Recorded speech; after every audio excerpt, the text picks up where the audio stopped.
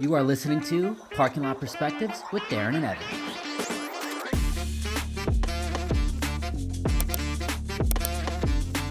Welcome back to Parking Lot Perspectives, episode 22. 22, baby. 22. And we actually crossed a milestone since our last review with Black Bag, which got really good feedback and has gotten a lot of good reviews. We are now underrated over film. 100 subscribers to our podcast. We'll put a little channel. celebration sound, meme or something. Right.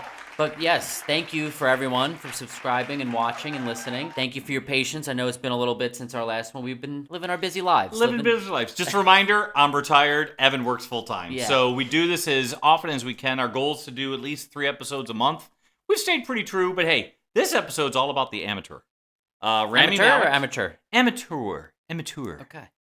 It is a remake that Evan and I found out. Give some of that backstory. What do you mean by that? 44 years ago, it was made. John Moriarty was in it. A lot of character actors. Christopher Plummer was, I think, the bad guy. But it's a remake. And we actually met a couple at the Northlake AMC. Shout out to Northlake AMC. AMC, thank you. And Alan and Celeste. You'll hear from them shortly. But the movie we saw, it was a good movie. Yeah. It is a spy thriller. Jason Bourne-like. Wow, Jason. Bourne supremacy, right? So Evan called this before we even went in the theater. He said, this is Jason Bourne-like. I'm like, what the heck are you talking about? He was right. So, without further ado, let's jump right into it. We have the plot. The plot is around Rachel Brosnahan is the wife of Rami Malek. Plays Sarah.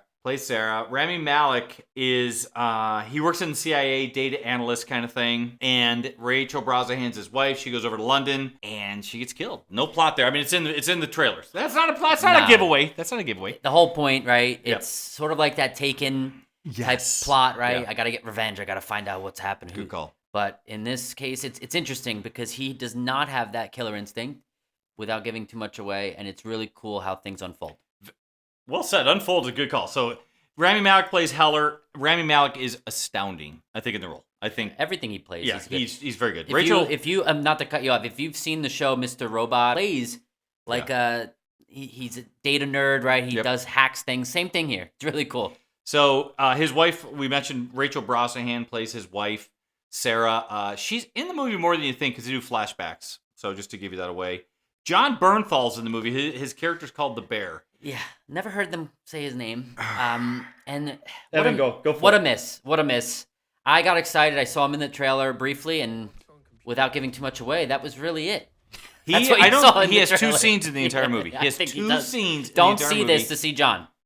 Don't. Really good call. If you're a Walking Dead fan, you're like, ooh, no. You're not going to see John Bernthal. But I know who you should be watching this to see is Lawrence Fishburne. Lawrence Fishburne was, as usual, phenomenal. He's the one. Great actor. But really, the other shout out I'd give is Holt McCallany. Yeah. Wow. He plays Director Moore. He's a character actor. He's done a lot of. He was very good in this movie, as well as Sinatra. From Paradise. We'll throw that up. We've rated that. Very good show. If you have not seen it, Julianne Nicholson plays Director O'Brien. Kind of rounds up. There's a lot of bit pieces. I don't think we're going to dive into all of them. No. Except for Michael Stuhlbarg. So Michael Stuhlbarg is the guy who played the guy in Boardwalk Empire. That is correct. From New York. He plays very good roles. Yeah. So he was in it. He did a really good job. But that's it for the cast. There's a lot of bit pieces. The director is James Hawes. He has done a lot of one-off things. He's done a couple episodes of Black Mirror, Slow Horses. Slow Horses is good. Just to stop there. That is really? It's interesting. It came out a couple years ago. I don't know if they renewed it. We can check that.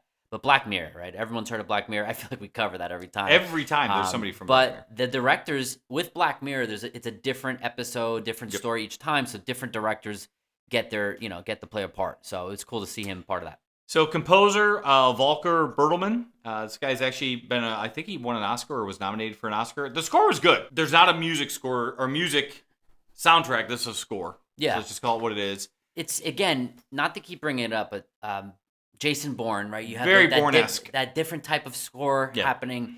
Get you amped for the next scene. They have that. They do a good job with this. This is going to be a shorter review, I would say. The movie, pretty straightforward. 2 hours. 2 hours and 3 minutes. $60 million budget. $60 million, sorry. And Evan called it after the movie, after we talked to Alan Celeste. He's like, that could have been an hour and a half. Easy hour and a half. We'll talk about our rating system, but here's why. The movie was good, but they just elongated a lot of scenes. Just draw it out. And the one thing we don't want to draw out is making sure that you tell your friends to like, click, and subscribe. That was smooth. Thank you. Appreciate that. So with that, to Evan's point, we're going to jump right into it. I think before we go into our rating, why don't we put up Alan and Celeste? By the way, two of the nicest people we've had on Parking Lot Perspectives. Definitely. Alan asked us as we're telling him, hey, we do this thing. He goes, hey, what made you guys get into this? No one's ever asked us that. Yeah, he took a big interest in the name Parking Lot Perspectives. And how'd you come up with that? Again, for those who are maybe new subscribers, we came up with this idea. When you leave the theater, you immediately talk in the parking lot. Maybe for 10, 15 minutes, you're debriefing. You're talking about the film. Good call. Yep. And we want to do the other viewers in the theater as well and give you the opportunity to give your perspective. So they did a heck of a job. And why don't we take a look and see what they said? Hey, welcome back to Parking Lot Perspectives. We're here with Alan and Celeste. We just saw The Amateur. Get their opinion. So, what'd you think about the movie without giving away any spoilers? I enjoyed it. Yeah, I really enjoyed it. It ended better than I thought it was going to. So I was excited about that too. Yeah. You like Lawrence Fishburne? I do. Yep. I do. That was actually one of the main reasons we came. And she said, we haven't seen him in a movie in a long time. Long time. Mhm. Okay. Excited to see him in there and still acting and doing well. Yeah, I thought he fit in really well. Yeah, I didn't see his character. Yeah, for the trailers, I was not sure how that was going to work. Mm-hmm. So, second question, what do you think they could have done different to make the movie a little bit better? Maybe a little more action in certain parts. Mm-hmm. I like the thought behind making sure you understand his thoughts, Mm-hmm. but some people may find that boring. So I'm going to go the opposite kind of that. They did a good job of showing where his thought process was, but some of the pieces for the other characters, without giving spoilers away, going into looking at the trailer, you see the CIA is involved, but it's kind of implied what their involvement is, which is fine. But if you do something different, maybe going a little bit more. I like the way you're thinking. I like the way you're thinking. It's really good feedback. Really good feedback. If there was to be a part 2, what would you like to see in a part 2 of this? For me, it would be kind of the aftermath of how things ended. Considering, again, without too much spoiler, right? How things ended, there could be, all right, retribution, what that would look like. I don't want to give away. I don't want to give it away without, But I guess, like, what happens with him? Like, what's the next steps? Mm-hmm. In his life or with the agency? Both. Good one. Good one. So last question for you. On Parking Lot Perspectives, we have a rating system. Sizzle, movie is hot. Meh, it's okay. And fizzle, it's a dud. What would you rate this movie? I'd say sizzle. I give it a sizzle. Is it a strong sizzle or is that a sizzle to a meh?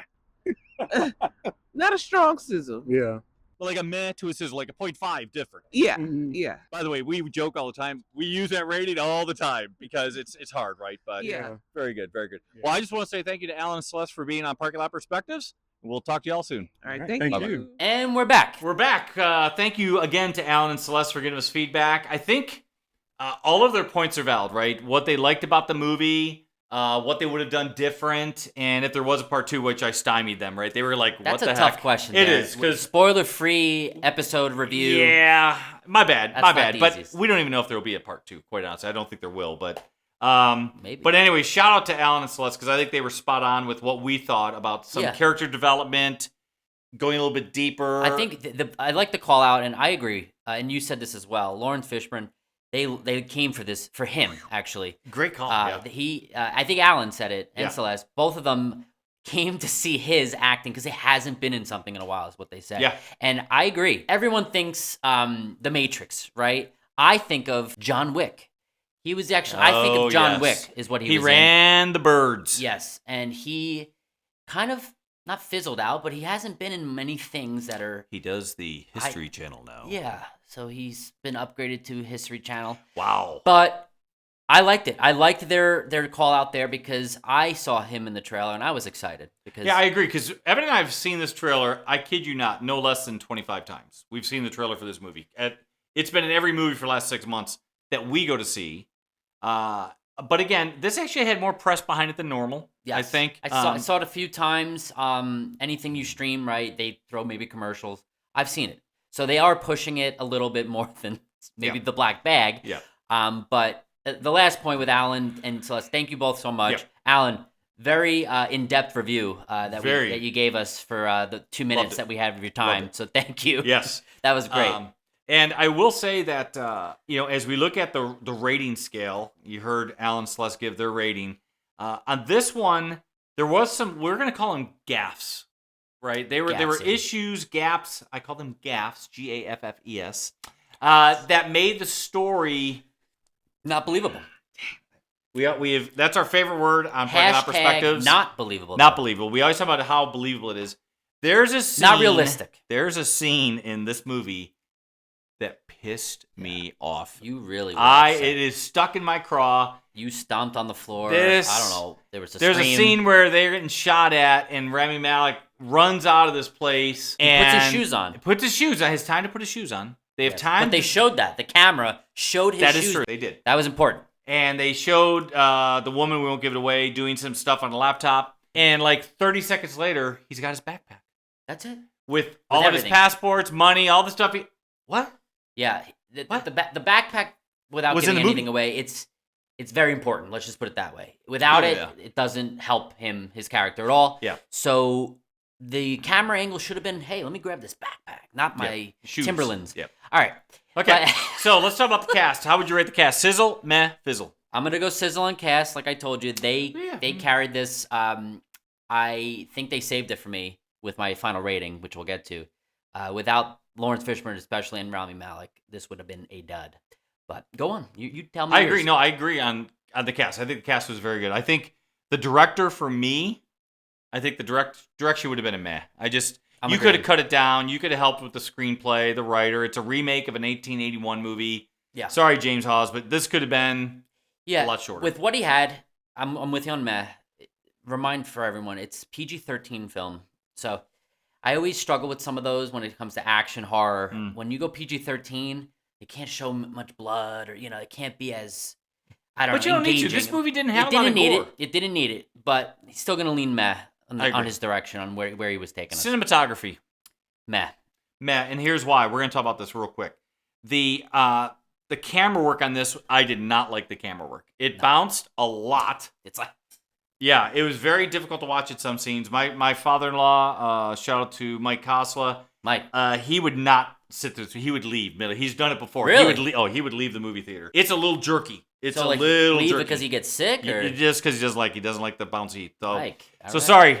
Well, Dad. We'll keep our videos we'll keep crystal clear. Yeah. And not so cinematography, for me was a meh. Meh to actually a fizzle. Yeah, I'm gonna agree. It was again a good effort. It just was a little all over the place, especially with the camera work. Yep. Soundtrack. Well, really, let's go score. I liked it. I'm gonna go sizzle on score. I would say I agree, and God dang it, it's Bourne-esque. It gives you that glimmer of hope that it is a Jason Bourne movie, but it definitely is not. Yeah. We're not saying that at all here. Evan is spot on though. It is Bourne-esque. It has those moments, but also the different sounds they use, maybe with flashbacks, things like that. Yep. Were cool. Special effects.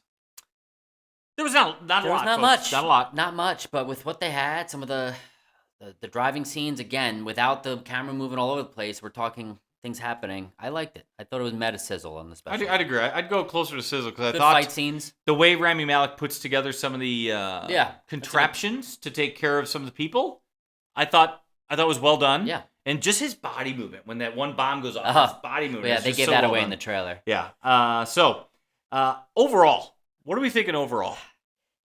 I was thinking about it more. We were saying meh, or I was. I'm meh down the fizzle for me. I'm kind of. Evan, give it a meh or fizzle. Don't give it a meh down. I'll lean more meh then, but man, it's close. It is a meh I think it is a meh for me as well. It's not a fizzle. Why it's not a fizzle? I think you're going to agree. The actors. The cast. If the cast was random and with this plot, I would have went fizzle. Easily. A lot of stars, yeah. So we think it's a meh. Run out to your theater to see this. Not if you're going to pay $20. Nah. Quite honestly, gift card. If you got a gift card, check it out. But folks, this is it's an okay movie. I'd say good, but it is not like wow, like Black Bag. We walked out of Black Bag like I got to tell everyone about that. Yeah. This we could tell you about. We're doing an episode review, but it's up to you if you wanted to check this out. I think if you wait till streaming, you're not going to miss much. You're not going to miss anything. Yeah, you're not missing anything on the small screen. But you'll be happy with it. I think if you do sit on your couch, you're watching this, I think you'd say, it's probably like a 6, 7. So, hey, don't forget to click like, subscribe, tell all your friends. We're trying to get some local sponsorship. We're going to reach out to maybe Royal Bliss, our local craft brewery here in Denver. See They're if they opening can help up a us new out. location, too. In Cornelius, I believe. Okay, so North we're going to see if we can do Carolinians. something there. But, hey, tell all your friends. Get us some extra subscribers because we hope you like the content we're bringing you. Thank you, Alan. Thank you, Celeste. That's right. All And we will right. talk at y'all soon. Bye, everyone. Bye-bye.